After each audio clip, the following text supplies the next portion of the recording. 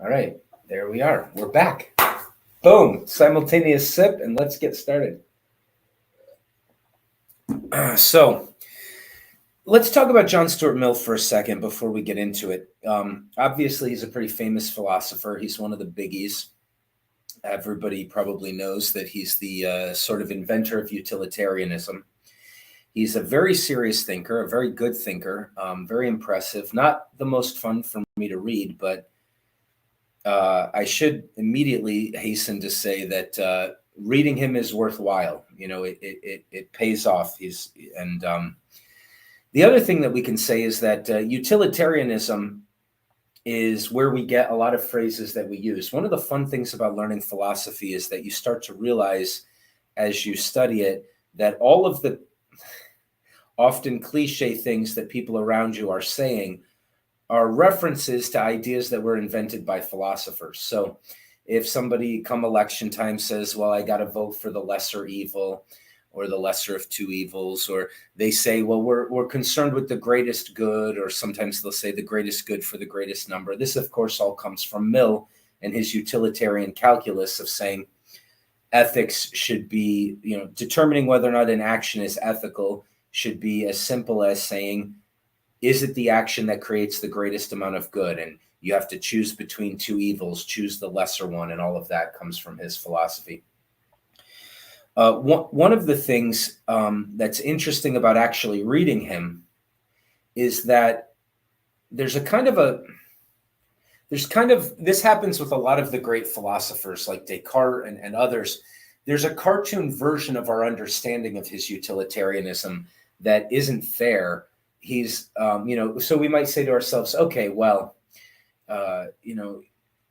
you're saying, just calculate what the consequences of the action or the likely consequences of the action are and figure out what the ethical thing to do is. But, I personally fit in more, I find more charming the virtue ethics schools than the utilitarian ones, the ones that say it's about your character and you should try to figure out what you might do about that. And so Aristotelianism is a kind of virtue ethics. And from that position, sometimes people will make unfair criticisms of Mill, and I'm guilty of doing this, where they say, well, you're not really taking into account character, and you're not thinking about the fact that it's a bit more complicated than your simple formula. So one of the great things about the excerpt we're going to read today is that at the very last section, Mill is going to show how wrong we are to dismiss him so easily and to really do a straw man where we dismiss a cartoon version of his thinking.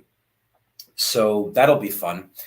And why don't we get into it? So the excerpt we're reading is about his views on causality, the law of causality, and determinism and free will. So it's an essay, it's excerpts from an essay of liberty and necessity. So are human actions subject to the law of causality? He sets the stage. He sets up the problem. He says, does the law of causality strictly apply in the same sense to human actions as to other phenomena? That's basically the gist of the question, right? We understand that we think of cause and effect as applying to physical phenomena and the relationship between them. Doesn't that also apply to human actions? I mean, why would the laws of physics cease to exist at our skulls? The doctrine of necessity, he says, answers yes. Yes, the law of causality, as Paul Ray said, the overarching principle of causality, it applies to our decisions and our wills and our choices just as much as to everything else. Human volitions and actions are necessary and inevitable. The ones that seem like they could have been otherwise, those otherwises, they're actually impossible. Well, that's the determinist position. But Mill says the doctrine of necessity, the doctrine itself, says, yes, human volitions and actions are necessary and inevitable. The alternative position, the one he calls, well, we'll talk about how he calls it later. The alternative position is no, our wills are not determined, and so they are not necessary and inevitable. Mill immediately declares that he's on the first side of these things, that he believes that the law of causality applies to human actions just as much as to everything else.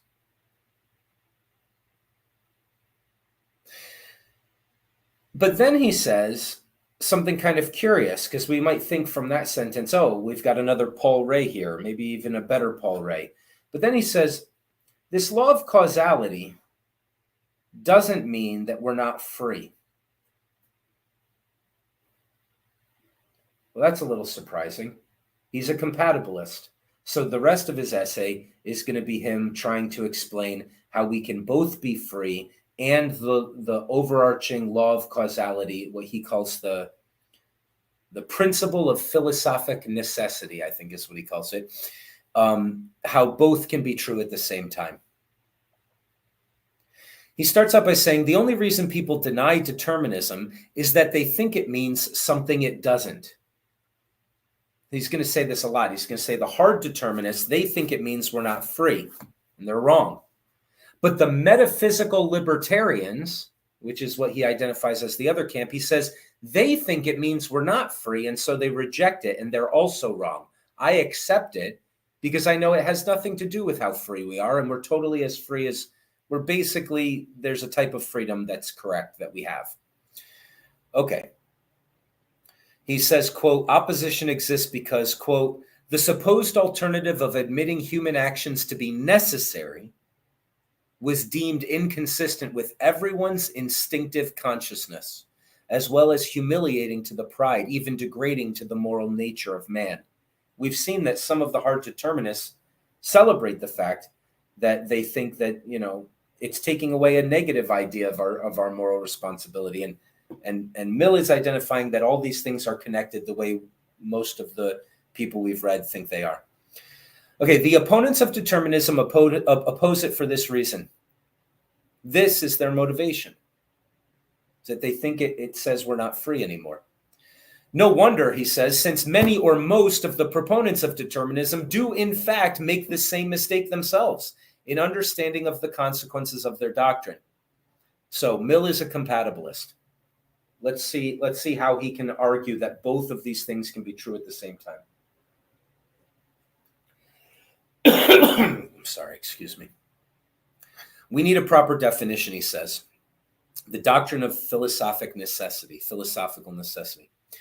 The doctrine entitled philosophical necessity is simply this, that given the motives which are present to an individual's mind, and given likewise the character and disposition of that individual, the manner in which he will act might be unerringly inferred. I must have truncated that a bit. Obviously, he meant to say, or I'm sure he did say, and I didn't quote it correctly, given those two things, plus given the circumstances that he's currently in. I'm sure that's what it originally said. Okay, definition.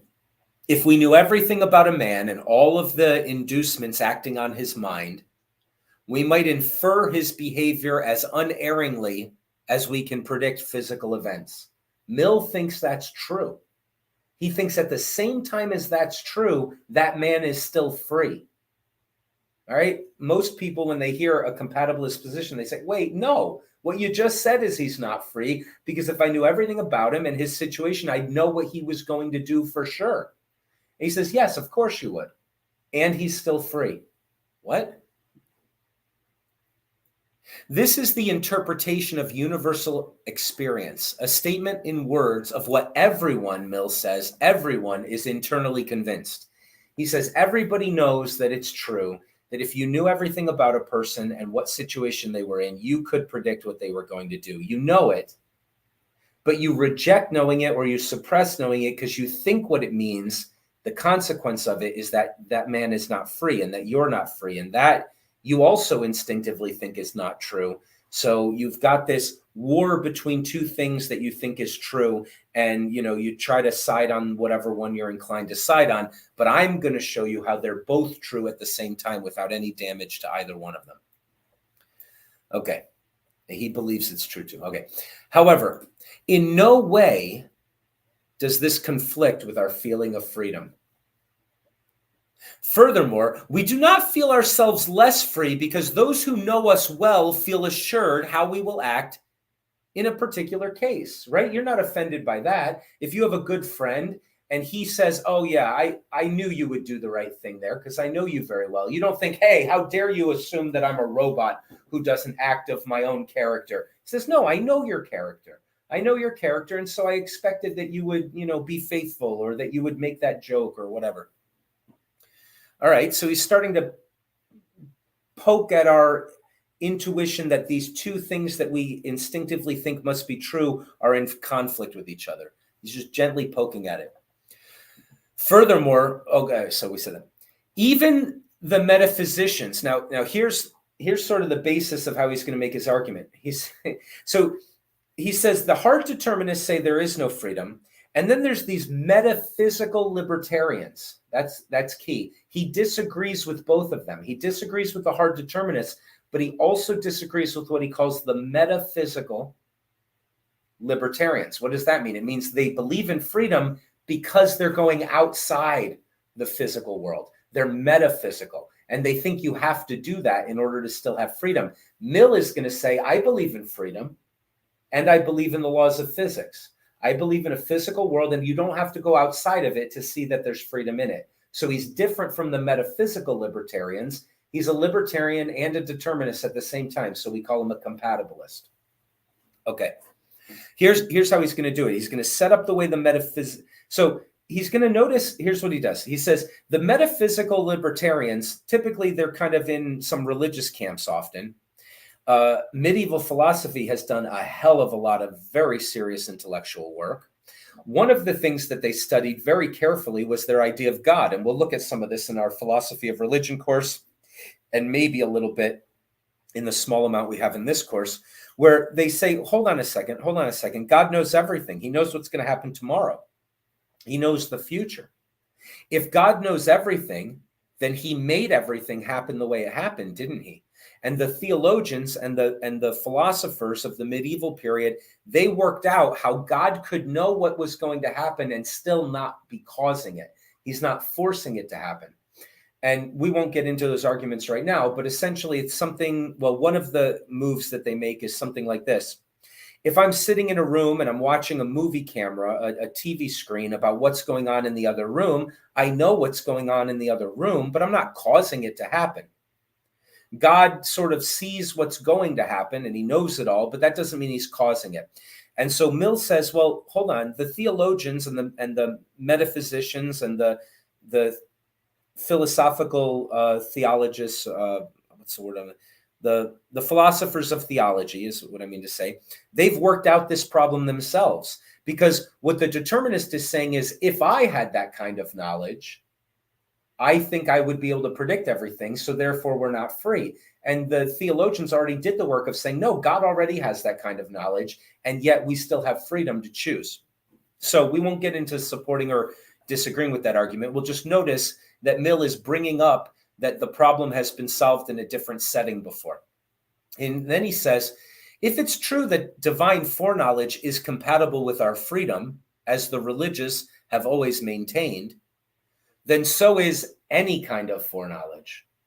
Just remember, the hard determinist is saying, if I knew all the factors, I would know the future. Therefore, it's not free. You go, wait a minute. We already know that you can know the future and you could still have freedom. So let's see how he does it. Compatibilism. We may be free, and yet another may have reason to be perfectly certain of what use we shall make of our freedom. All right. He's not arguing it yet. He's just making the statement. He's saying we could be free, and at the same time, someone else could know what we're going to do with our freedom. It's interesting that he uses the word shall there instead of will. He says, we may be free, and yet another may have reason to be perfectly certain what use we shall make of our freedom. So typically we use shall in the first person and will for second and third person, but we also say I will when we're trying to underline the fact that it's our intention that we're talking about, right? So I shall go to the store on Tuesday is different than I will go to the store on Tuesday. It's sort of like you asked me to go to the store on Tuesday, and I'm letting you know that I'm in line with aiming in that direction. Whereas shall is more accidental. It's just sort of strange that he would use the accidental. He's very, very, very serious about being a determinist at the same time as he's a libertarian. Okay. But most people think that there is a problem here. Okay, so this is what he's saying he's going to argue for and prove, but most people, when they hear the idea that you can have your cake and eat it too on this one, they think, I don't think that's right. We're either in a deterministic world or we're free. So first, Mill has to start to explain why we are misunderstanding the situation.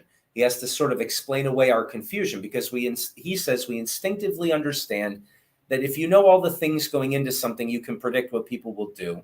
And we also instinctively have this feeling of our freedom and our consciousness. And both of those are at war with each other, except that they're not. But that we also have an instinct that they seem to be at war with each other. So he has to explain that away.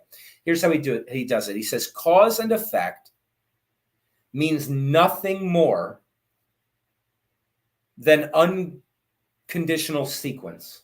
What it means is X happens and then Y happens. That's all it means. It doesn't mean X is forcing Y to happen.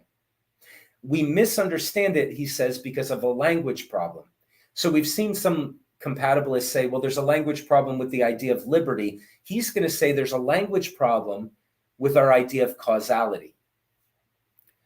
Let's pause reading the notes for a second and explain it this way. A billiard ball is struck.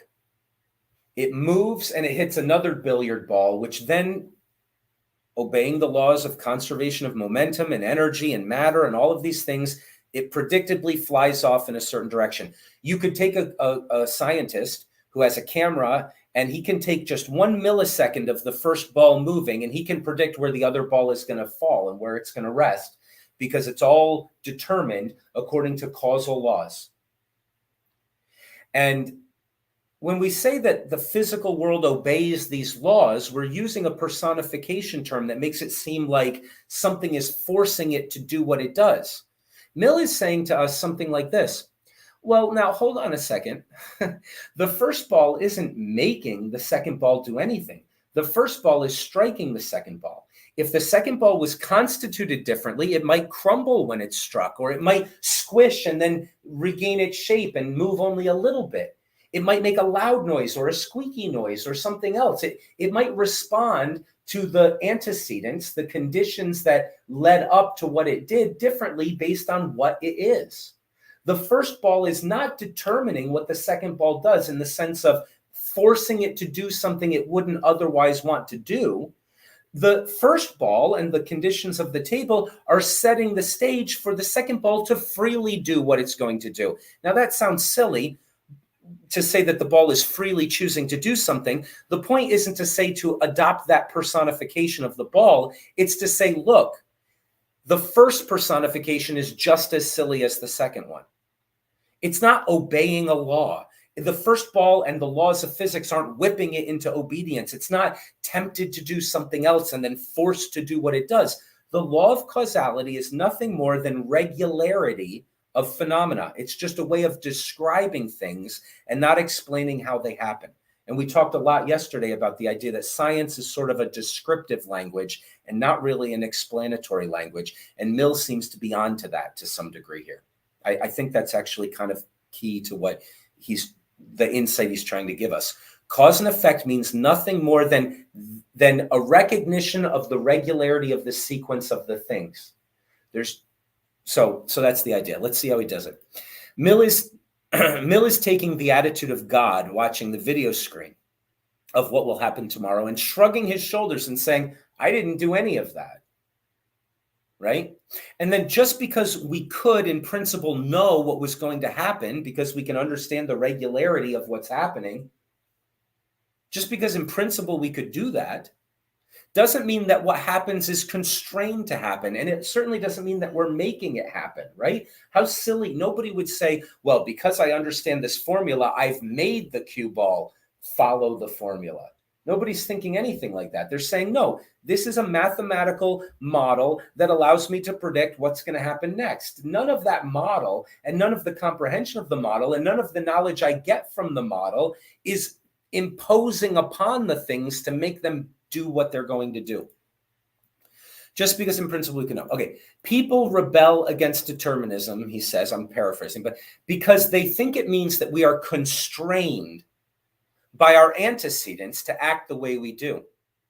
But this is a mistake made by some or most determinists and motivates the metaphysical libertarians, right? He said this before. The metaphysical libertarians reject determinism because they believe in freedom, but they also think that determinism means you're not free because you're constrained. Some, or even most, he says, of the determinists say, yeah, determinism means you're constrained. It means you have no freedom. So the metaphysical libertarians, he says, are more wrong than the determinists. He says, I'm a determinist. I believe in cause and effect. And those libertarians, they're going into the outside world to try to explain some magic woo-woo so that they can rescue their instinctive feeling that there's choice. They don't need to do that because the determinists lied to them. The determinists were fooled into thinking that their determinism, which is really just descriptive cause and effect of understanding that given these conditions, this will happen next, understanding that or describing it or the formula that you could put all the factors into in order to make the prediction, none of those things are communicating to the ball or the person to make them act that way. It's just not that kind of language. It's just descriptive. It's a way for us to comprehend things, maybe, but it's not constraining anything. So later he'll say, well, the libertarians, the metaphysical ones, they're closer to the truth, even though they're wrong, because I also believe we have freedom, Mill says.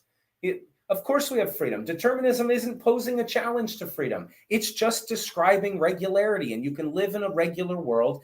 And like you said before, you'd be insulted if I said I had no idea how you would act. You know, I heard that somebody insulted you, and I thought, well, maybe you'll murder him. No, I know you well enough. I know you wouldn't even enter into your mind such a thought, right? So because it's regular and predictable and understandable doesn't mean that anyone's forcing you to be what you are. Okay, let's move on. I'm taking too long here to underline this so many times. Does the first ball make the second one respond the way it does by striking it? No, says Mill. Quote, it would be more correct to say that matter, oh, this is a great quote. What a great quote. It would be more correct to say that matter is not bound by necessity than that mind also is. So this great formula we have from some determinists, well, the laws of physics don't cease to exist at my skull. Mill says, wait a minute, the laws of physics aren't constraining anything. They're not making the ball do something. They're just describing the regularity of what this type of ball is likely to do in this type of situation. Likewise, if you knew everything about a person and everything about what's leading up to their character development, everything about the situation they're in, if you had that knowledge that no one has, but if you had it, we agree with you. You would be able to predict what they're going to do. But you're not making them do it. The laws aren't making them do it. The constraints, there's no constraints here, that they're doing it just as much as they ever thought they were. Okay, necessity is but uniformity of order and nothing more, is what he's trying to say. The necessitarians mostly don't get this point. I, Mill, adhere to the doctrine of philosophical necessity, but I understand correctly that this means that things are ordered and not also that they are forced. Why don't we pause there before we continue with the second half of all of this? And let's just say, open it up. Let's see, what are you guys thinking? Is this convincing?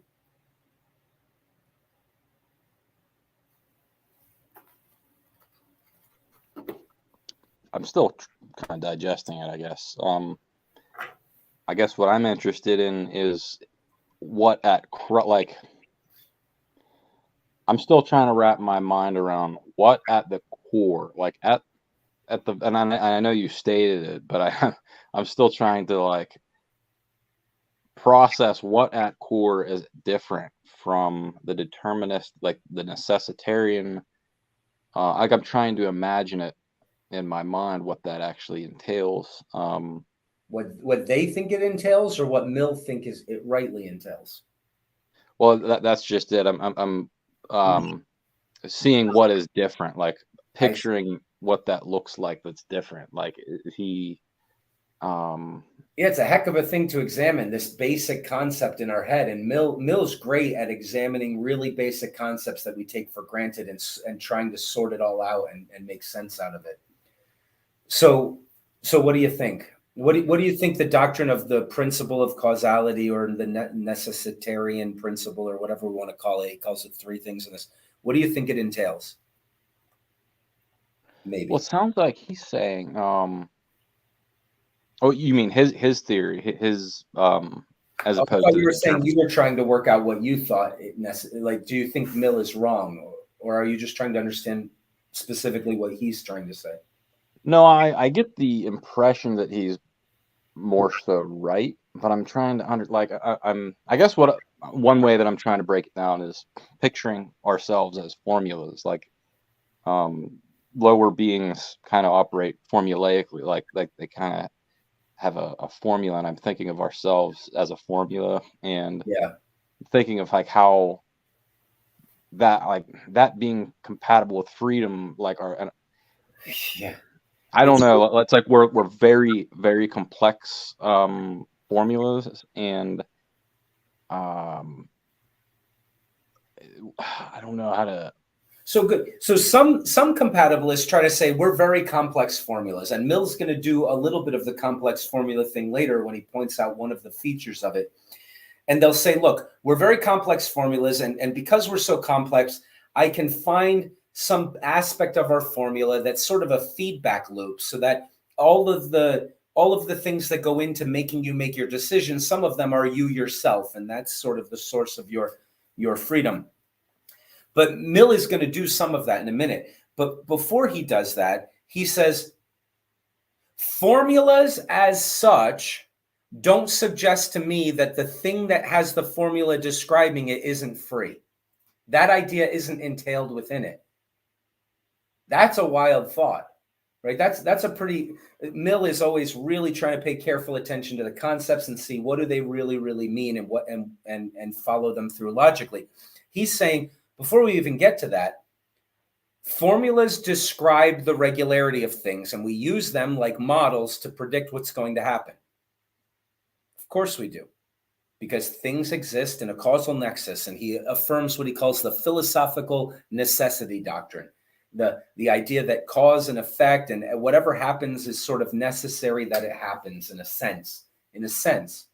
But he says, except for the fact that the word necessity is being abused by all of us. He says it at the end. He says it's the biggest abuse of language in all of philosophy, or he comes close to saying that, because he says we think necessity means you have to do it.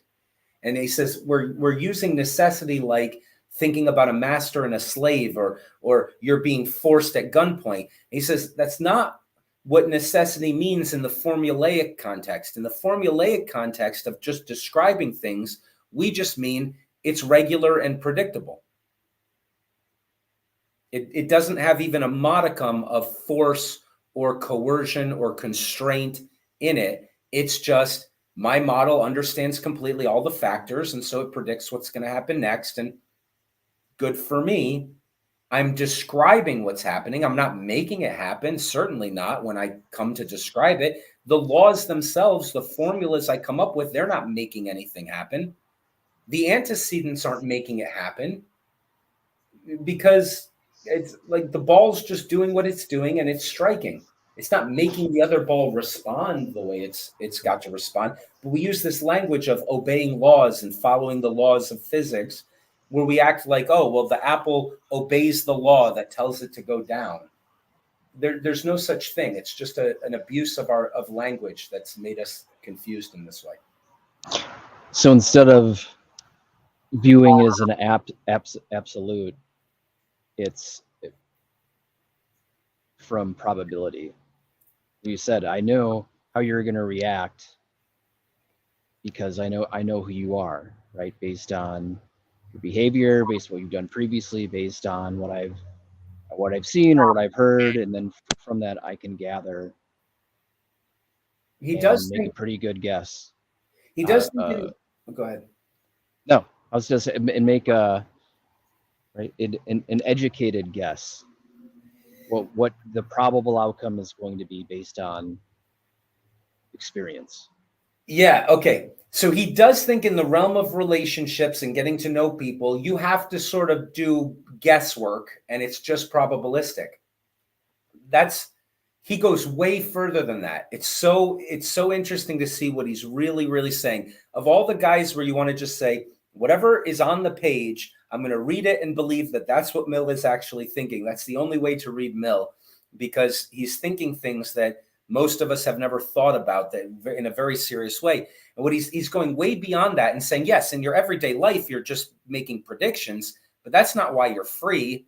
He says, if you had God-like knowledge, if you knew everything about the character of the person you're talking about, if you knew everything about the factors that go into affecting his brain and the decision he's going to make, if you knew it all, you could predict it perfectly, and he's still free.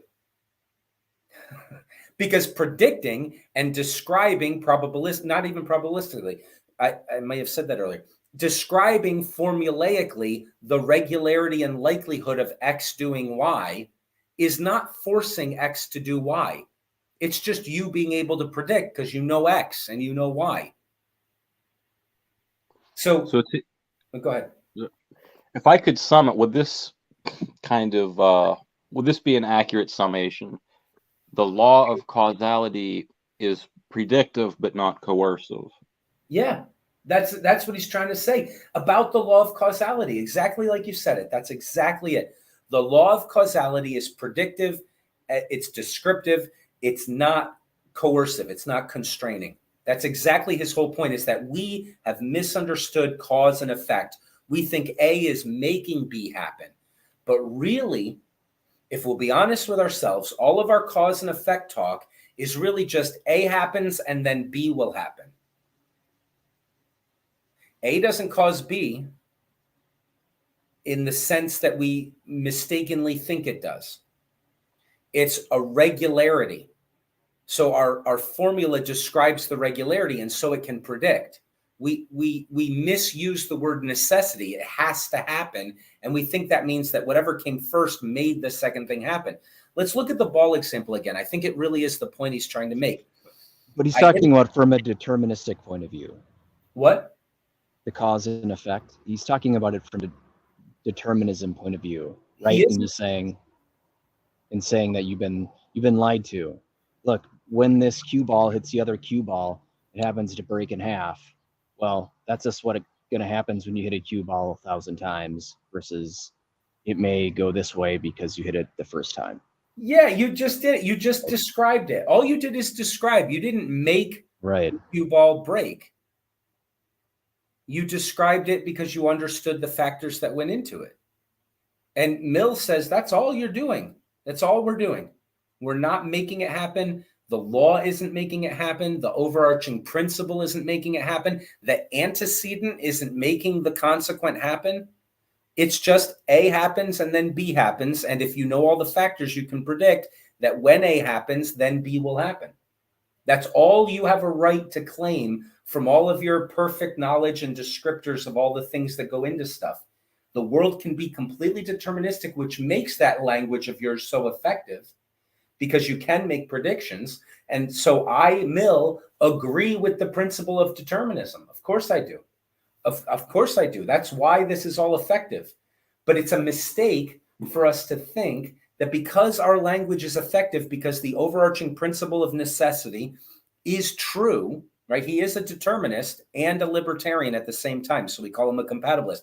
He believes that because it's true, we can describe and we can predict. And if we had total knowledge, we'd be able to predict perfectly. And at the same time, that's prediction, it's description, it's not forcing anything. There's total freedom still. And what's interesting about that, we say there's total freedom, even though I can predict it perfectly. Wait a minute, hold on a second. That might offend some libertarians who might have an instinct to say, no, if I can't do anything, then I'm not really free. If you can know what I'm going to do, then I'm not free. The problem with that to some of these compatibilists is they say, no, you don't want freedom, you want chaos. You won't believe you have freedom unless anything can happen. But if anything can happen, we're living in a chaotic thing where we couldn't make sense of anything. But you think you want to go so far to say, no one could predict. That's why I'm free. It's like, no, that's not a kind of freedom. That's a kind of chaos. That's still just as unfree. This is something that would be interesting to say to the libertarians from a Mill perspective. If you lived in a chaotic world, a pink elephant is behind me right now, and then he goes out of existence, and then a monkey flies through the room. I mean, anything can happen if it's chaos. None of that is freedom. Freedom is not the same as randomness.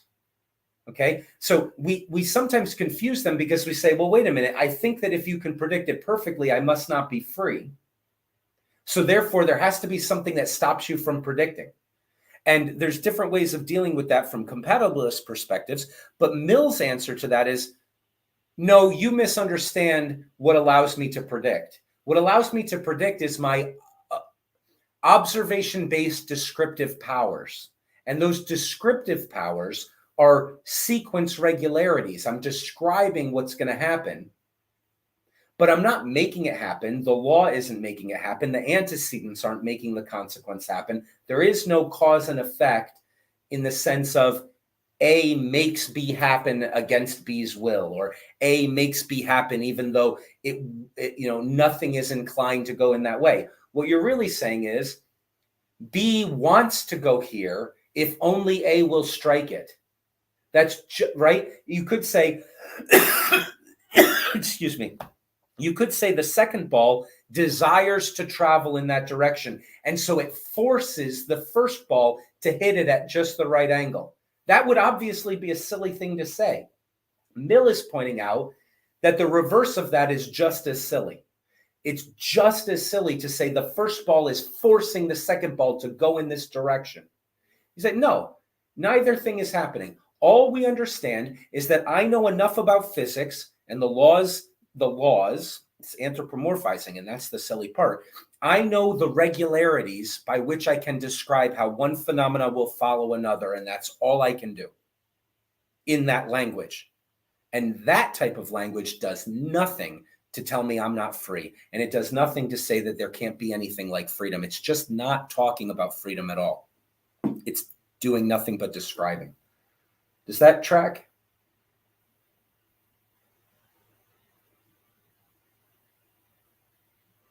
Maybe I should have said that better. Did I miss the point of what you were saying? No, it makes sense. Okay, so there's different ways to be a compatibilist. There's different arguments. This is Mill's, and we haven't come across this yet. This is a very interesting argument. It's very similar to what Tartaglia was talking about yesterday, what we're all talking about. And it's about rightly understanding what the language of science can do and what it doesn't do. Okay, so let's try to get through the rest of this then. This is all a word association problem, he says. It all boils down to the connotations of the word necessity, the baggage it brings, which are being misapplied in the realm of causality, which is really just regularity of sequence. He uses this phrase, regularity of sequence. It means A, then B. It would be more accurate to say A, then B, then C is what my formula says, rather than to say A makes B makes C. There's nothing about A that makes B happen any more than B is making A do something so that it can do what it wants to do. That's all anthropomorphizing, and it's inaccurate. Okay. Your feeling of a lack of freedom due to your acceptance of the doctrine of philosophical necessity is therefore an illusion.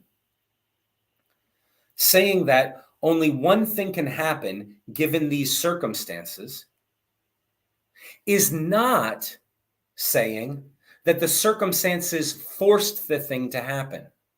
Fatalism can and should be rightly escaped. It is not a logical consequence of the doctrine of philosophical necessity. So now it's very clear. He's repeated it. He's underlined it a few times. Mill's position is, I can rectify this one and have my cake and eat it too, not because I'm saying we're misunderstanding moral freedom, so much as saying that we're misunderstanding what we think we understand about causality and science. And and the philosophic principle of necessity, which is what he calls it. And he says, what we're misunderstanding about that is that necessity seems to entail forcing something to happen, but it doesn't at all. And, we go through time this way. So we sort of assume the thing that happens first causes the next thing. But, why can't it be that the next thing wants so badly to happen that it pulls on the thing before it to make it give it what it needs? They're both as silly. They're both as silly as each other. So he's not asking you to accept the second one. He's saying you're doing that. That's what you're doing when you think A is making B happen. Similar to Lewis and most compatibilists, Mill points out that the sum total of what we are is in part shaped by ourselves. So now Mill makes that other point. So maybe we'll pause there again, even though he's just saying the same thing. So let's just recap what he said at the beginning here. He's saying fatalism can be avoided because fatalism is not entailed in the philosophic doctrine of necessity, which is what he calls it, or the doctrine of philosophical necessity. He says that doesn't mean it's fated to happen. It means you can describe how things are likely to happen. Like you said earlier, Savad, you know your friend and you kind of know what he's going to do. And if you had total knowledge of your friend, you would exactly know what he was going to do. But it's still him doing it. You're not doing it. Your principles aren't doing it. The descriptive abilities that you have to understand what will happen next aren't making him do it. He's doing it. You're just describing his free action. That's how he said it earlier. Remember, he said, just because someone can know for sure what I will do with my freedom doesn't mean that I don't have freedom. I'm going to stop there. What do you want to say? So this is a sort of interesting juncture here. I'm trying to see how, so he's basically saying determinism doesn't equal fatalism, but I take issue with that, based on his reasoning. So just say, so on the basis that, this idea is predictive. So if it's 100% predictive, and we'll just say the universe starts at position A, if things are 100% predictive, we should know where things are at position Z, right? So that's fatalism, isn't it? That's determinism. And most people think that means fatalism. And Mill is coming in to say, no, you're confused about your language. But you seem to have the instinct that, no, Mill, you can't cut it apart this way with your little scalpel. If I know for sure what's going to happen, then nothing other than what's going to happen is going to happen. And so what's the point of even waiting for it to happen? It already happened at the Big Bang, and there's no getting out of it. That's the feeling that most people have about the consequences of determinism. So that's what makes the metaphysical libertarians say, hold on a second, we need something a little more magical, because I know we're free. I definitely know we're free. So there's got to be something wrong with determinism. It must be that there's a magical element to being, or that there's an agency element to being, which would be a fairer way of putting it. And so they react that way. And the hard determinists say, no, that's exactly what it means. And I'm logical and I'm consistent and I'm scientific. So I admit that that freedom is an illusion. But Mill is trying to say, forced is a pretty heavy word. What do you mean forced? How about the universe is freely doing what it's going to do, and you can describe with regularity what that is? You didn't force it. The regularity principle isn't something forcing it. The things are still doing what they're doing. So I guess where I'm struggling here is because I at least appreciate that he brought in the how this is similar to, in religious thinking, that like God knows but doesn't force, or whatever. Like, Yeah. in Christianity, that's at least in Protestantism, that's a very big concept. Like, God gives us free will, but he also knows knows how things are going to end. So if this is similar to that, I would expect, now I don't know if the word fatalism is wrong, but I just think that, so if he's sort of like using this concept alongside his, or as a part of his, I would think that he would endorse this idea that God or whatever, or the end state is basically can be predicted, like, because it is compatible with this religious idea that God knows where things will end up, but we do Sure. have free will in the meantime. So I'm just wondering, like, wouldn't Mill's idea be that if this is predictive and this is alongside that idea, it does seem like the end game is basically known. It's basically a given, kind of. If there's a God and he knows everything, he would know the end game for sure. And Mill completely agrees with that. He says, of course, it's all predictable if you know everything. Sure. It's still freedom. You're just predicting what free agents are going to do. They're doing it. It's their freedom they're exercising. You're just predicting it because you have total knowledge of what they're going to do. That's interesting. I mean, it's very interesting then, because that is, to my knowledge, that's kind of like the standard thought in Christian thinking. Again, at least Protestantism. So I guess I don't know if Mill was secular. I imagine he's secular. So No. I guess. Oh, he was religious. So it's not analogous. It's the same problem. And what's funny about it is we can sometimes think, when we talk to everyday Christians, they'll say something like, well, you're making bad choices. I say, well, God made me and he made everything and it all has to go and he already knows how it's going to happen. And they might say, yeah, but you still have freedom. He made you with freedom. And that might be dissatisfying until what's interesting is Mill is essentially saying 1,000 years ago, the theologians already figured this out. That's kind of what he's saying. He's saying they already dealt with this problem. It's not an analogous problem. It's the same problem. They said, wait a minute, God has all the knowledge. He can predict everything perfectly.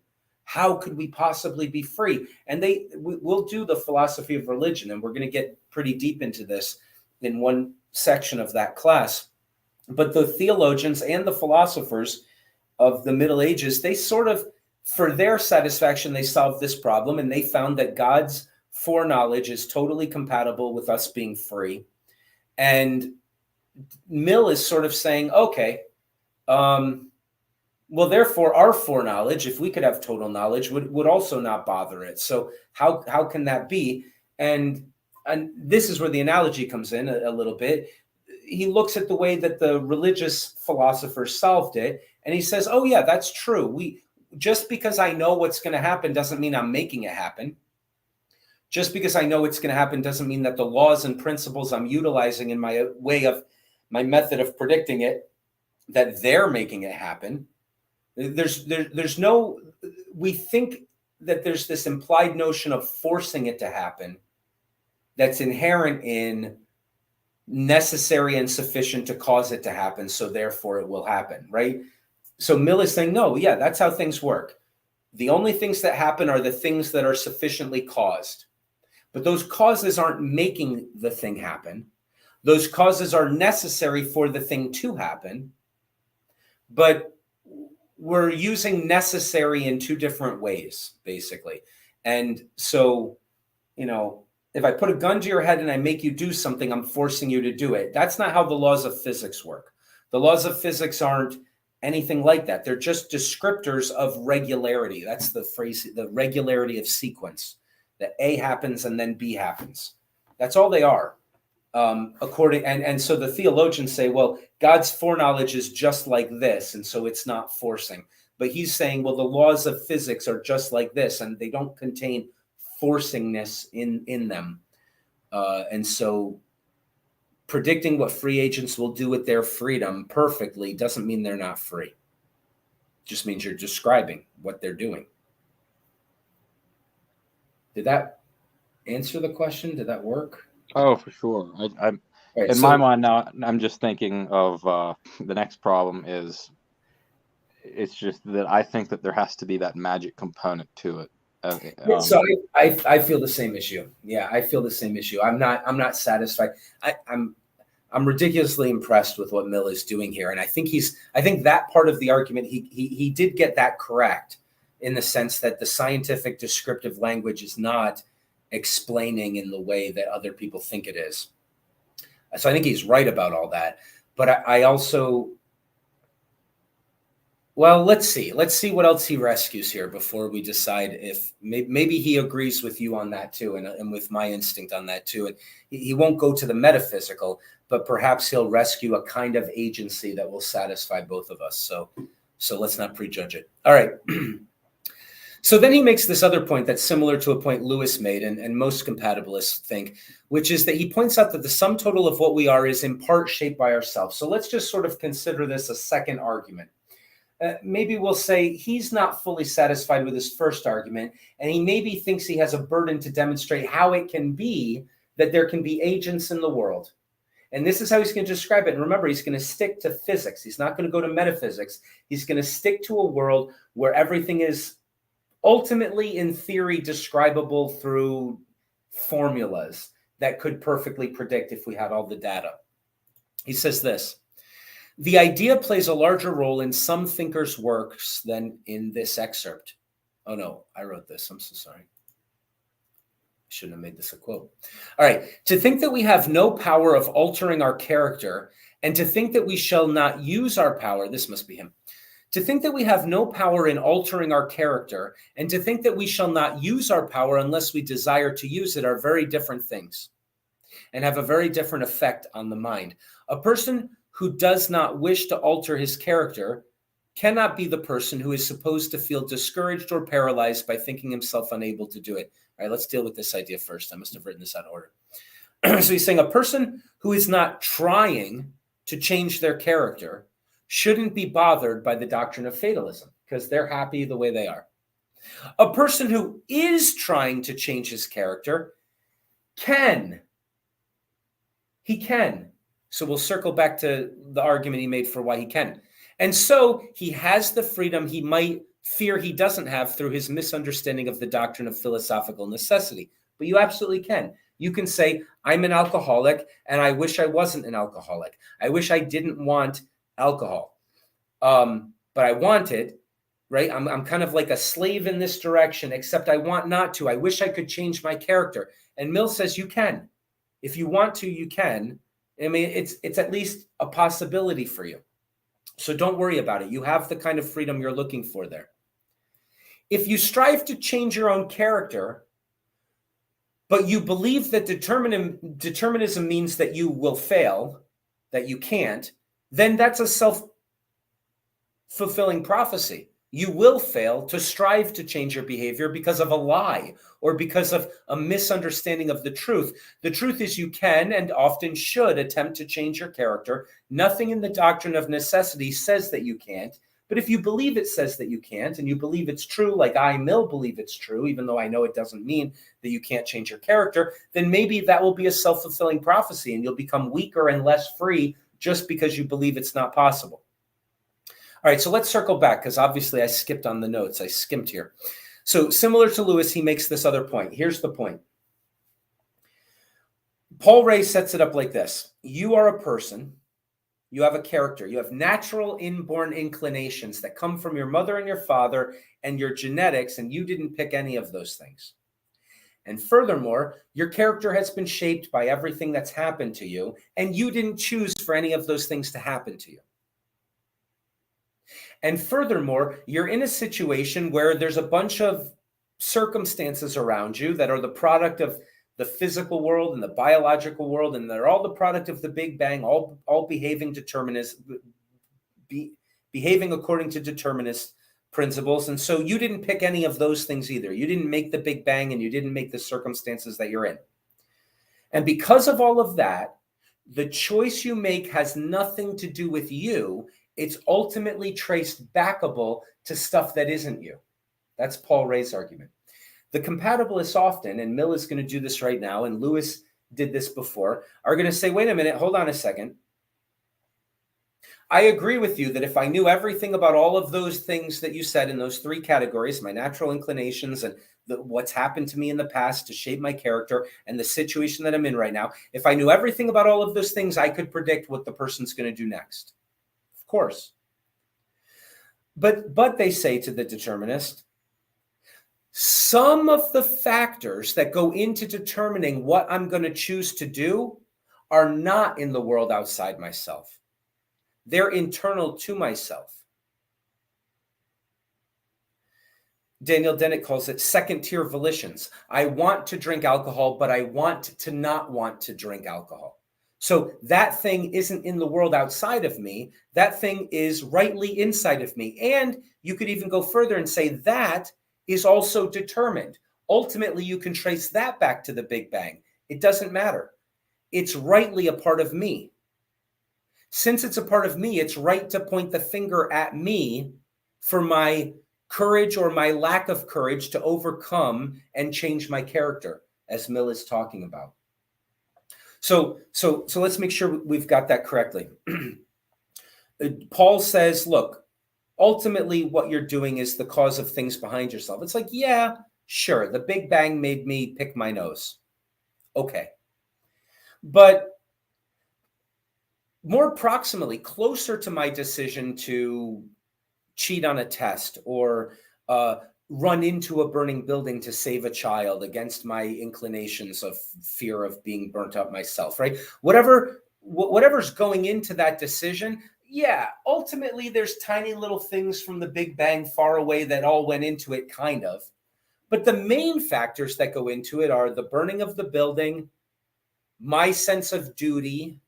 But my sense of duty is in me. You can't point to that around me. Yes, it was shaped by my character and my inclinations and the things that happened to me, but it's here. Here's where it is. And this is one of the dominoes that's making that next domino fall. And so some compatibilists are more attached to this argument than others. And Mill is sort of putting it in there after he makes his bigger argument that I think is maybe more satisfying. But he agrees with this idea that, look, to be morally responsible, all I have to do is say some of what went into your decision were factors about your character, right? That's part of who you are. You didn't pick it. You didn't choose your parents. I'm not disagreeing with any of that, but it's you.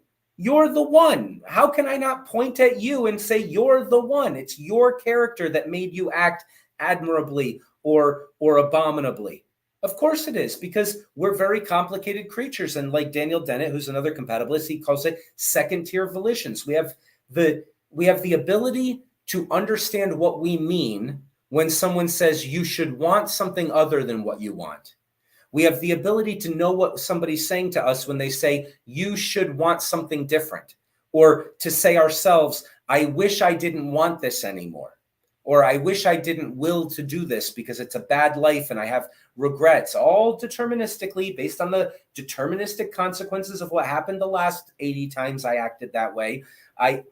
Yet still there's a part of me that is saying, wouldn't it be good to at least change your friend group so that you're around people who work out rather than who eat McDonald's all the time? Since you want to not be so fat and you can't help yourself from eating McDonald's, I happen to be trying to lose weight again for the second time this year, so this one hits home. But since you want to not eat the McDonald's, but you always make that decision, you have a second tier volition. You have the ability to say, okay, of all the dominoes pushing me, one of them is right here, and this one can be used to push me in another direction. And what's interesting about a compatibilist like Mill is he doesn't think that that's a trick where he's saying there's magic inside me that pushes me. He still says that thing itself was also determined. But it doesn't matter that it was determined because it's in me, so it's right to point it to me. And furthermore, his better argument from before, which underpins this one, is deterministic descriptors of X happening and then Y happening. They're just descriptors of sequences. They're not X forcing Y to happen. So since you have the ability to be a sophisticated creature that can help steer your own ship, and since the law of causality has nothing to do with forcing things to happen, it just has to do with descriptors of what is going to happen after something else happens and nothing more, of course you're free. Now, so for Mill, some compatibilists try to make everything out of this argument here. I don't think Mill is trying to make everything out of this argument about there's a factor inside yourself that goes into it. For Mill, it's very specific that he's saying, okay, now that I've shown that the physical descriptor probability stuff has the word necessity, but not the connotations of the word necessity that mean forcing. Now that I've shown that, all I have to show is that you're more sophisticated than a rock. that you're more sophisticated than a clam, that you're more sophisticated than a dog, that you have a prefrontal lobe. That's all you would need after that in order for you to rightly be described as a creature that is in part, not totally, but a significant part of your decision is based in what you will to do. How do we feel about that second argument?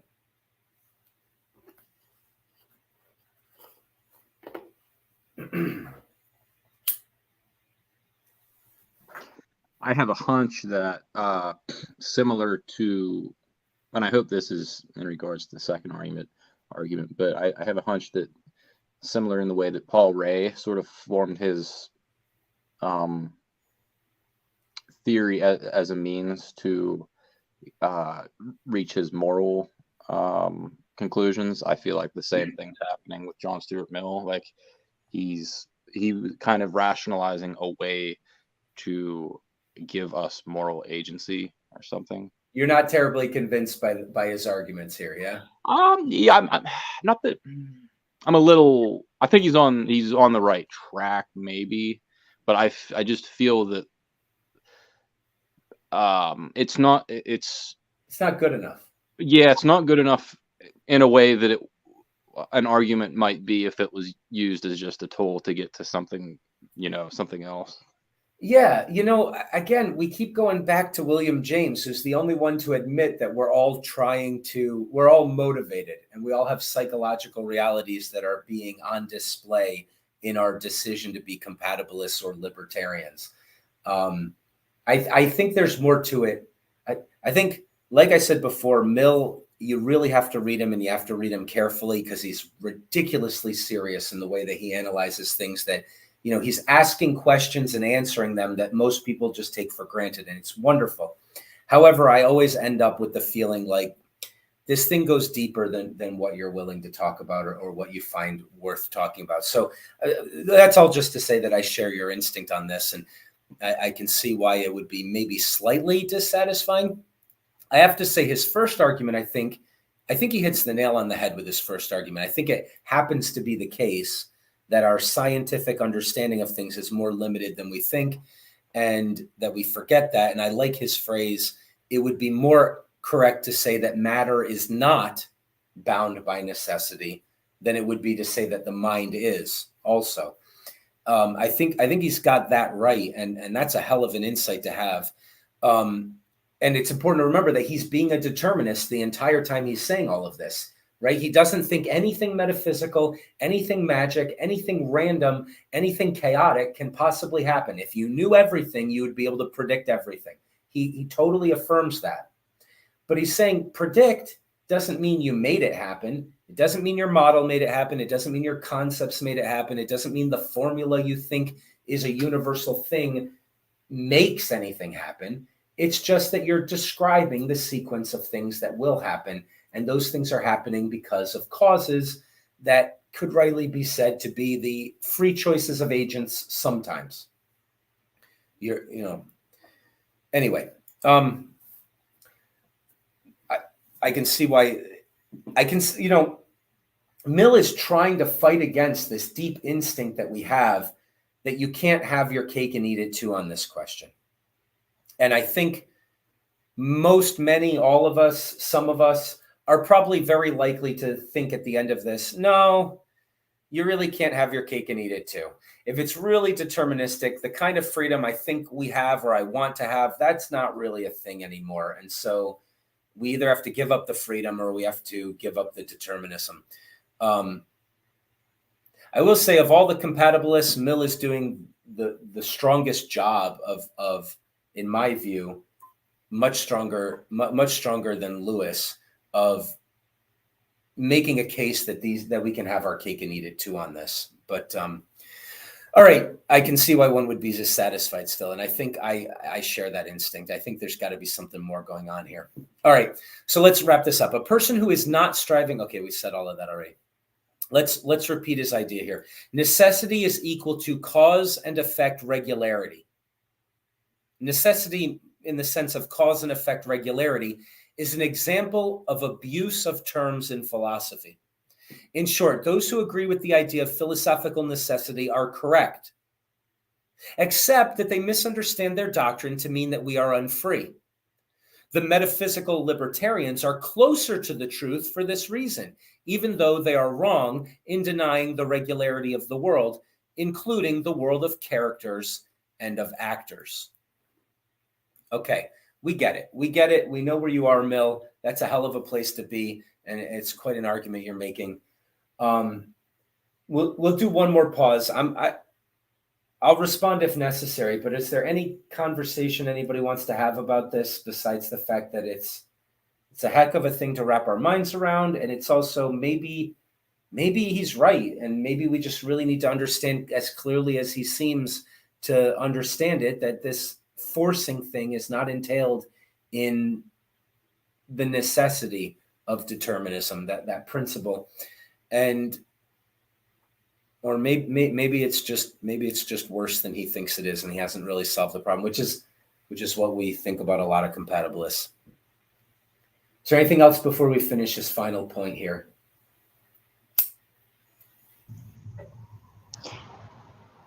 I was waiting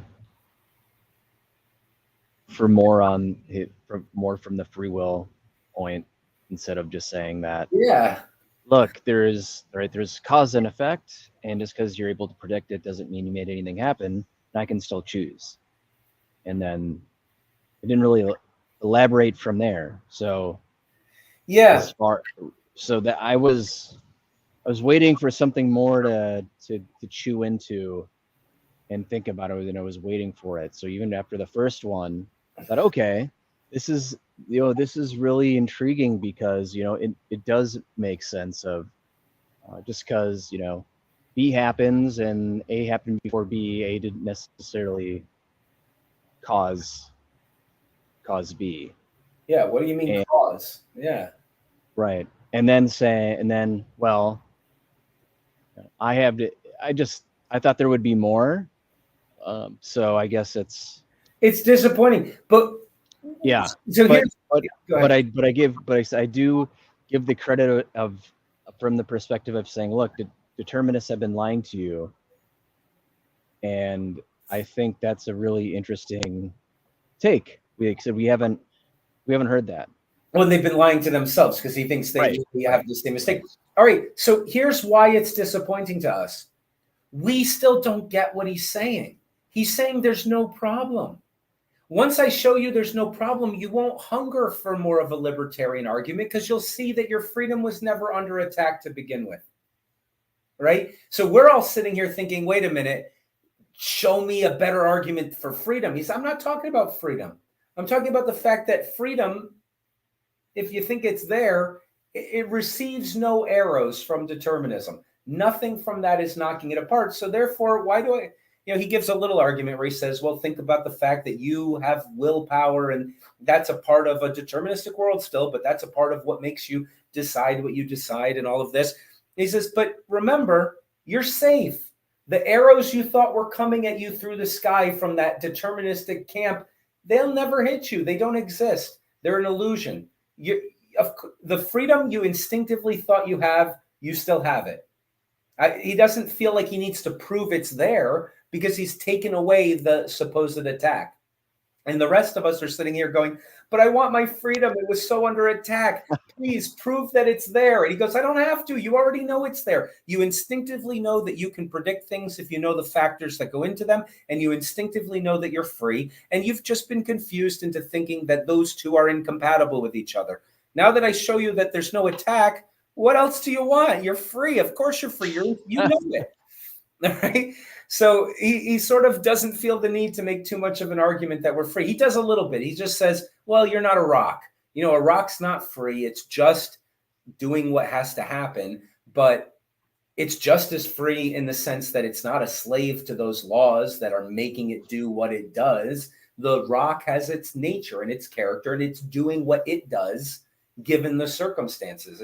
And so it would be just as stupid to say that the rock is calling backwards in time for everything to set itself up perfectly so that it can roll down the hill, as it is to say all of the things that are happening are there to force the rock to roll down the hill. There's none of that. None of that's happening. Your freedom is safe. You thought it was under attack. I've shown it's not. What more do you want? And so what he would want us to do, I think, is say, oh, phew, I don't even need an argument for my freedom. Of course I'm free. We've always known it all along. And we just thought that this thing was attacking it. And we thought, well, I like that thing too. And he says this at the beginning, we instinctively, and he even says, the people who deny determinism, deep down inside, they know it's true. He goes, you instinctively know determinism is true. And you instinctively know that you're free. And somebody lied to you to think that you can't have both. Why do I have to prove that you have either one? Of course you have both, as long as I can show that they're compatible. And that's, yeah. So, yeah, I think maybe we're all disappointed with him because we still feel that we want a more secure freedom. He goes, it's secure. There's no arrows coming. There's no attack. It's as secure as you ever thought it was before. I feel like you did a pretty good job. Can you hear me? Yeah, I can hear you. I thought the analogy of the billiard balls, the cue ball, and the physics, and then the fact that hey, that second ball, I mean, that could be made of pumice or whatever, some different material, to where it's going to react differently. It's not so, I thought it was a pretty good. I thought it was an effective analogy, I guess is what I wanted to say. And then I thought he did a pretty good job overall. I think William James was the first one, as far as our readings have gone, unless I'm mistaken. William James was the first one who brought into the equation. Well, nobody can know. We all know that nobody can know, right? These things cannot be proven with words, determinism versus free will or whatever. But we all, one thing now I don't want to derail the conversation too much. No, you're doing great. But one thing I've noticed is that there really isn't a purist juxtaposed position, a philosopher that is purely free will. So, and they've all alluded to that in their own way. They all identify with determinism so far, it seems like, to a certain extent. Well, a couple of them not so much, but they didn't write that well. Except for James. William James denies determinism. Yeah. Well, okay. Right. But the way that he did it is still not too far off from what Mills wrote, really. Yeah. I mean, they're both correct in that. I mean, no, I think they're both affirming freedom. They're both affirming liberty, that exists in the world as they understand it in their advanced philosophical and scientific conceptions. They say, oh yeah, I'm looking at this cosmos the way I look at it. There's the liberty. Liberty's there. Your freedom is safe. But the difference between the two, one of the main differences is this. If determinism is true, free will is false. That's the formula. Mill says, no, that's not the case. Determinism can be true and free will can be true at the same time. Let me show you how they're not in conflict. William James says, if determinism is true, free will is false. But I accept free will and reject determinism. So Mill is living in a deterministic world and William James is not.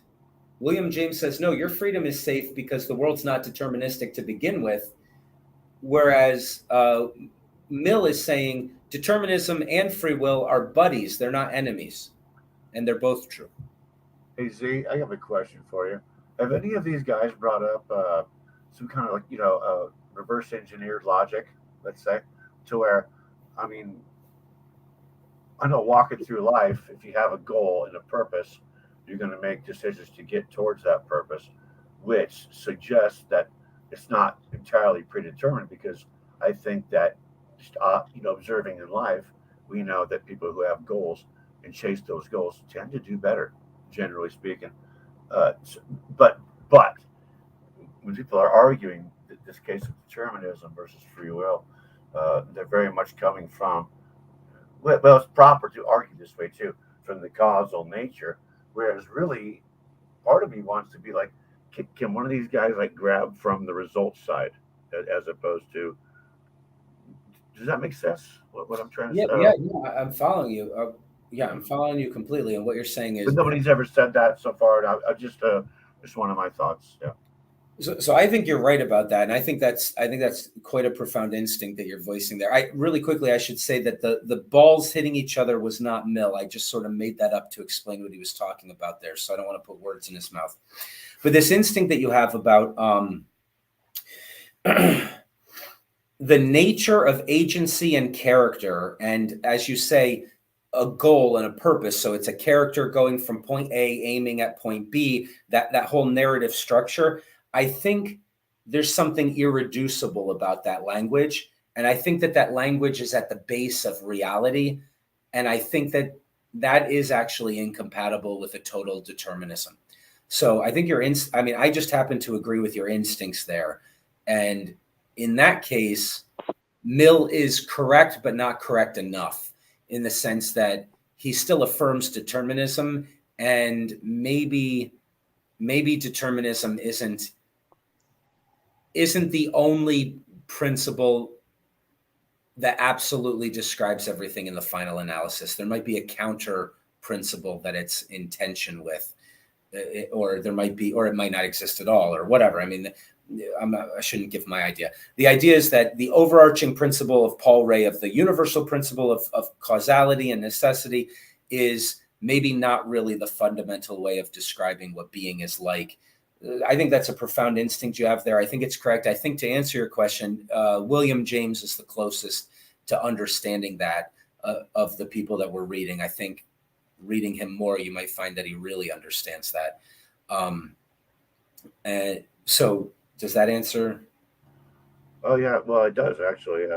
Was just kind of trying to express my initial reactions and trying to learn how to vocalize these things. No, You're it's doing great. great. And William James, honestly, I find him to be pretty interesting. And Yeah. I don't know, You can't stop talking about it. He's right. and I can't define my own opinion.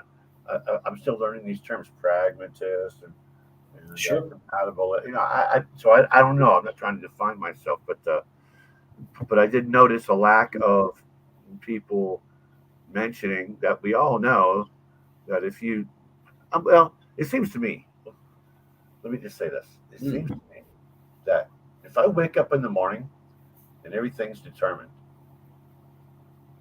and then things are out of my control, that's going to affect my decisions, possibly in a negative manner, possibly in a positive manner.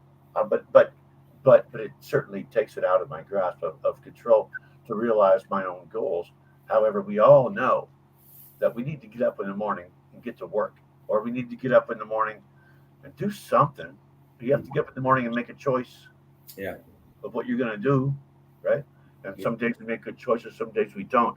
And a lot of times we hit these crossroads in life, right? And sometimes you recognize them, but sometimes you made the choice, but you didn't even know you were making a big crossroad choice, right? And we all have this inherent, I think we all do, this inherent knowledge. And I don't hear anybody speaking to that in these discussions. So I did want to bring that up, and I'm going to shut up now. But no, I think you're right. And so what's awesome about what you're saying is that we can get into a very intellectual sort of a ping pong match game of look at these ideas. But the truth is, these ideas have massive effect on the way we live, the way we think, how we conceptualize ourselves. They matter. They really, really matter. And of course, you can get into academia and philosophy to say, "Ooh, I'm going to be clever. I'll have a lot of arguments, and I'll be able to sound like the smartest guy in the room." But there's this other idea. You brought up Nietzsche in the beginning of our class and wanting to see more of him and wondering why we don't in this 101 course. But Nietzsche had this idea of writing in blood and reading in blood and being read in blood and wanting to be understood in blood. And it's the idea that if you're studying this stuff in an abstract sort of way just to understand clever arguments or whatever, you're kind of missing the point. What we're doing here is we're wrestling with reality, and we're trying to, as characters, find a way to prevail, I guess, and orient ourselves properly and relate to the universe the right way and all of that sort of thing. And I think, Mill mentioned what you said there earlier. He said, look, these ideas have consequences. Determinism, the wrong idea of determinism, can have self-fulfilling prophecies where you just say, what's the point of getting out of bed? And it's like, well, luckily for you, it isn't true. Luckily for you, your decisions still matter. Your choices mean something, and what you do has an effect on the world and on yourself. And you can move it towards, like you pointed out, a character aiming at something better and aiming in a good direction.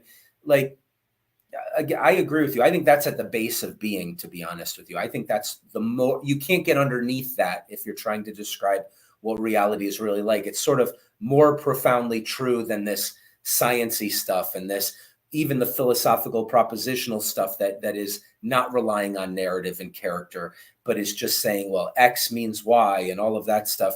I think those things are powerful and beautiful, but they rest upon a foundation of something much more profound.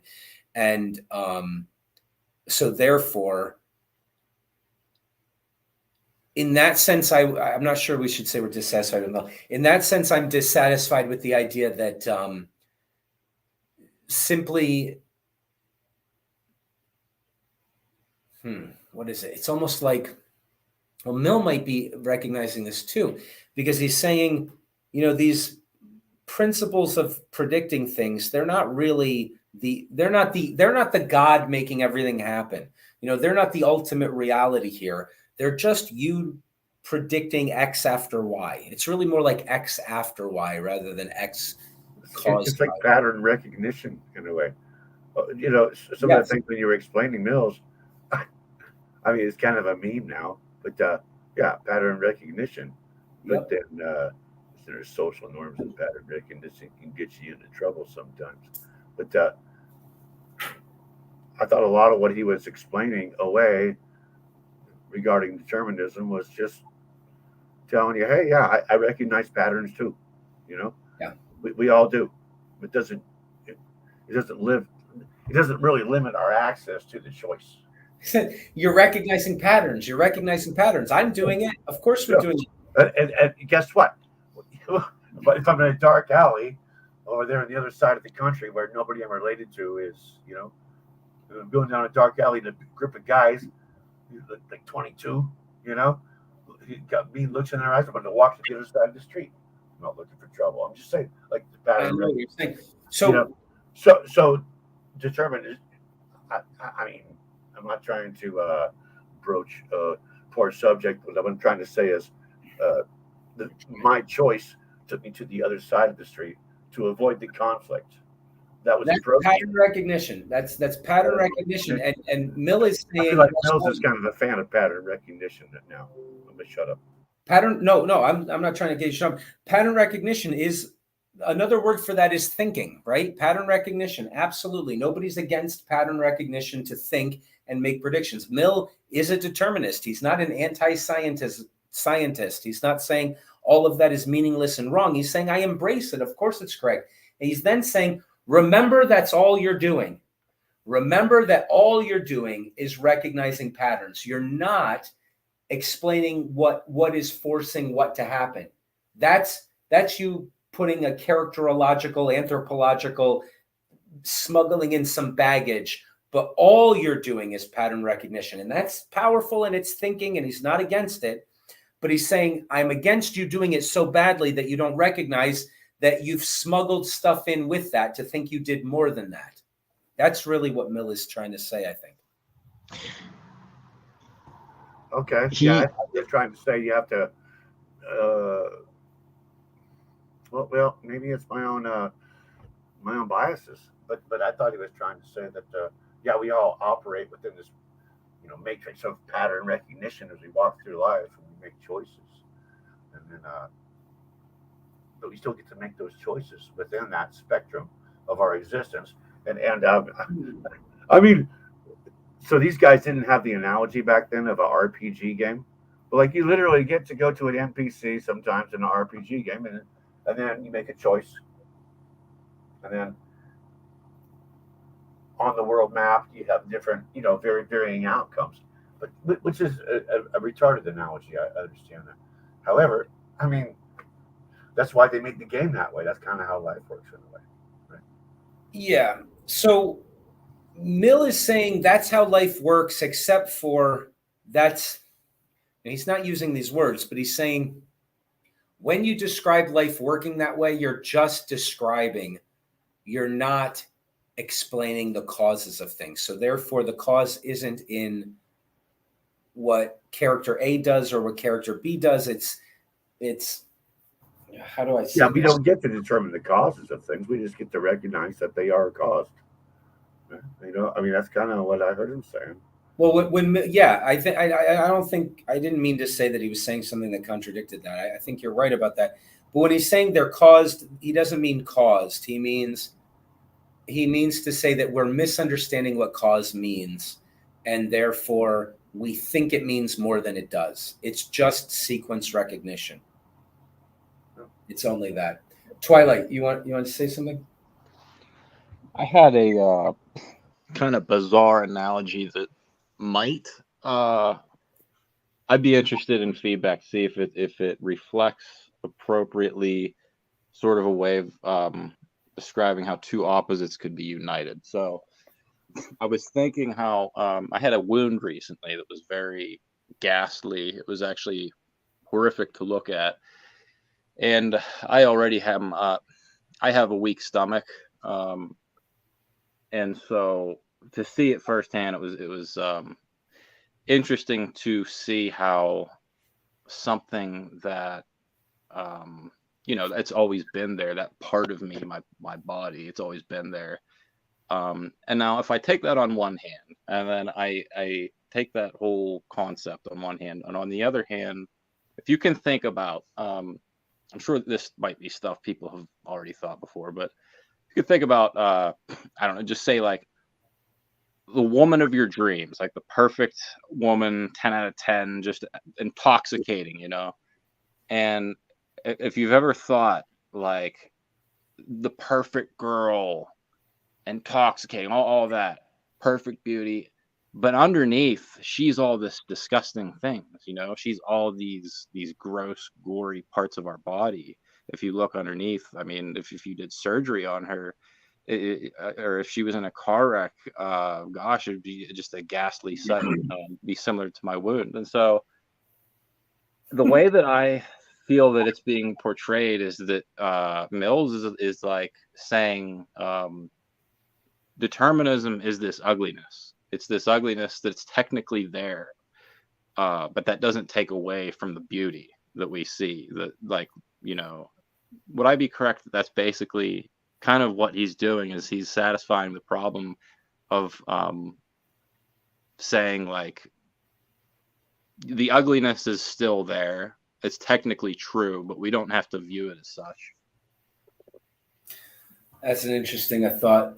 Before those smart comments, I just want to say the analogy was making me chuckle, and I just thought that was funny. That's really I'm glad good. somebody appreciated it. Just It's hit me effective. randomly. It was effective and also made me chuckle. Thank you. Yeah, me too. Savad, you wanted to say something, and then we'll address all three of these. Yeah, after thinking about it more, it's a sophisticated take in that it's the first hybrid we've seen in combining. Well, he's saying that he's redefining what determinism is, and also putting in free will.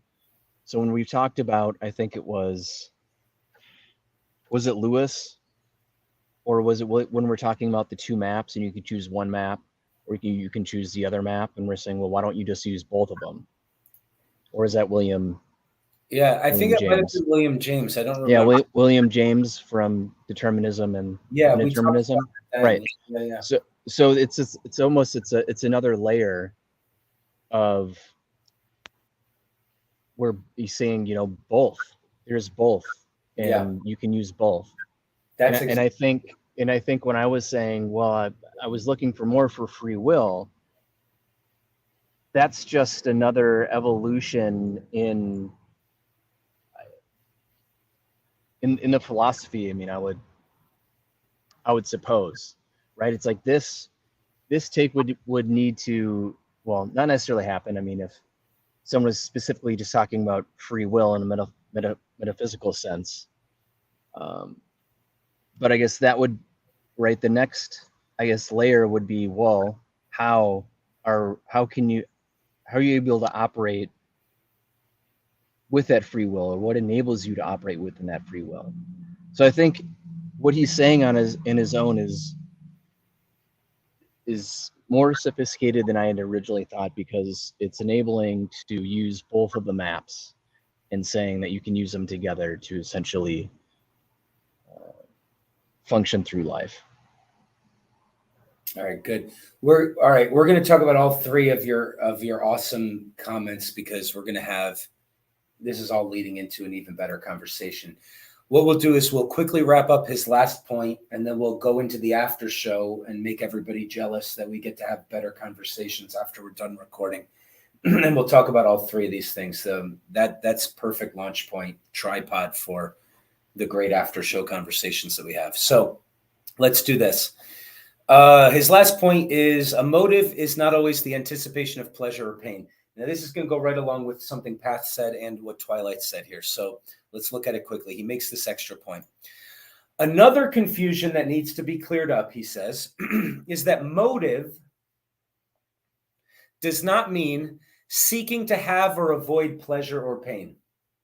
It's not just that anyway. Even if maybe things start out that way, there's an evolution where the actions themselves become the object of desire. After that, habit takes over, and we continue to pursue the action even without any pleasure being associated with the action itself anymore.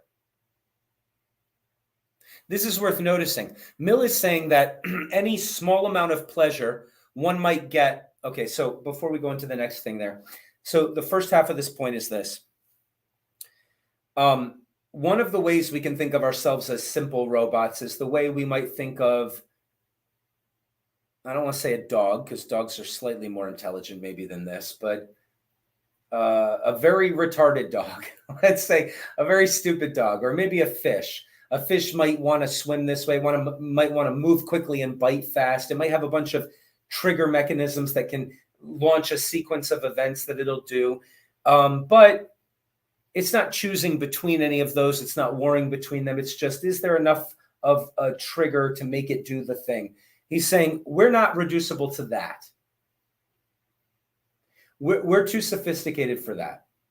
So again, we're the type of creature that can actually have freedom in this world where I've already shown that determinism, I'm talking like Mill, where determinism doesn't threaten freedom at all. If it doesn't threaten freedom at all, I just have to show you how we are the sorts of creatures that are self-determining to some degree. And he says, look, we're not just moved by triggers of pleasure and pain. Sometimes what happens is maybe that's how it starts out. Perhaps there's an evolution of freedom. Perhaps you start out by trying to avoid pain and find pleasure. But then that evolves into, I get pleasure from the action that I anticipate is going to bring me that pleasure. And then that pleasure can be gone, and the action itself has pleasure attached to it. And then he says it goes even further, where habit takes over. Aristotle, we're creatures of habit. Habit takes over. And now, even if you remove all the pleasure just from the repetition and boredom of doing the same thing every year or every day or whatever, even without any of the pleasure associated just with the action, not even the original pleasure I was aiming at, I still just keep repeating the action. And he says, that's what we mean by purpose and a defined character. A character, so hold on a second, what a minute, what? I thought Mill was a utilitarian. I thought he had so much to disagree with the virtue ethicists on. And usually we simplify him and we have a cartoon version of him, but Mill is much more sophisticated than that. And he understands habit in a lot of different sections of his utilitarianism and the arguments he makes. And he says, no. Your character's there. I'm just showing how your character develops, how it evolves, how it forms. And you can say, look, if I just make myself do something that doesn't give me pleasure enough, I can make a habit of it. And then I'll start working out regularly. And I've developed a character. And he says, what we mean by character maybe is a fully developed set of habits. And so he's not explaining away character. He's sort of, in his view, I'm not saying I agree with this, but in his view, he seems to be underpinning the development of how you can start with just matter and things like that, but you can get these sophisticated creatures that can develop characters that you can then, of course, you can predict how their character will act, but it's still their character and it's still their freedom to make those decisions and also to try to shape their character in various ways. So he puts it this way. Mill is saying that any small amount of pleasure, he also says this, any small amount of pleasure one might get from having done the right thing is far outweighed by the suffering that the moral hero goes through in order to do the correct action that his character has turned into a habit.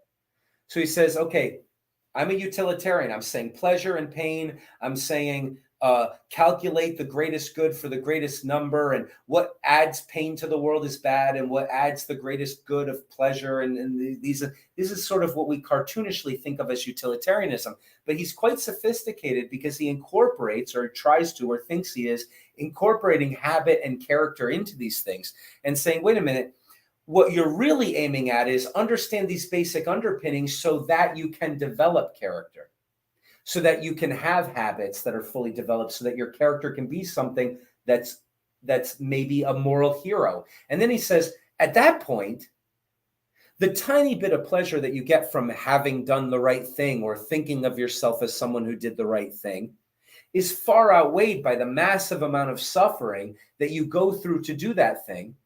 And Mill doesn't have a cartoon version of utilitarianism that we often attribute to him. He says that's perfectly correct. That's what you should be aiming at. I'm not looking to minimize suffering. I'm looking to push us in the direction where we're ultimately on a cosmic scale making things better. And so in any case, it's worth noticing that he's not the cartoon thing we sometimes think he is. He says a habit of willing is commonly called a purpose. Unless we have purposes, we have no confirmed characters. And so we are still outside the realm of proper ideas of moral responsibility. So he's already shown earlier that determinism, rightly understood, doesn't attack actual freedom. Freedom can totally exist and the world be deterministic. I can know everything about your character and predict perfectly what you're going to do. That's not me making you do it. It's still your character doing it. You still have your freedom and you're manifesting that freedom. Just because I can predict what you will do with your freedom doesn't mean it isn't your freedom and what you're choosing to do with it. But now that he's set the stage where it's possible theoretically for freedom to exist, he now is making a few points to say, well, we're the sorts of creatures that can do that.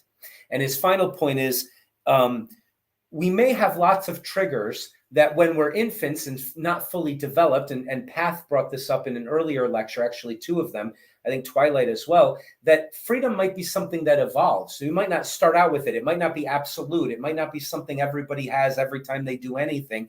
It might be something that evolves. And Mill is actually trying to describe how the underpinnings, let's say the deterministic nitty-gritty ironwork that makes this much more sophisticated emergent system possible. Mill has no problem embracing it and saying, yes, that's all real, but this is all real too. And you can develop a character that is rightly morally responsible and has will in this world, because I showed that determinism doesn't make that impossible. So with those clarifications completed, Mill believes he's made his case and that we can have our cake and eat it too. So closing off on that note, let's go into the discussion and make anybody watching the video envious that we're going to go into the discussions of what Twilight, Savad, and Path brought up just a moment ago. And that allows us to wrap up the last thing that Mill said in his essay.